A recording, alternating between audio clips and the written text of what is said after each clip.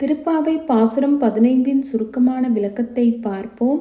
இந்த பாடலில் ஆண்டாள் தன் தோழியை எழுப்பி உரையாடி நோன்பிற்கு அழைக்கிறாள். இளம் கிளியான தோழியே, இன்னுமா தூங்குகிறாய் என்று கேட்க, அதற்கு அந்த தோழி, கடுமையாக அழைக்க வேண்டாம், இதோ எழுந்து விடுகிறேன் என்று சொன்னாள். அதற்கு ஆண்டாள், உன் கட்டுக்கதையையும் உன் வாய் பேச்சையும் நாங்கள் அறிவோம் என்றாள். அதற்கு அந்த தோழி, நீங்கள் கெட்டிக்காரர்கள், எப்படியோ எழுப்பிவிட்டீர்களே என்றாள். அதற்கு ஆண்டாள், எல்லாரும் உன்னை வந்து எழுப்புவதற்கு உன்னிடம் மட்டும் என்ன சிறப்பு இருக்கிறது என்று கேட்க, அதற்கு அந்த தோழி, எல்லாரும் வந்து விட்டார்களா என்று கேட்டாள். அதற்கு ஆண்டாள், வந்து விட்டார்கள், வந்து நீயே எண்ணிக்கொள் என்றாள்.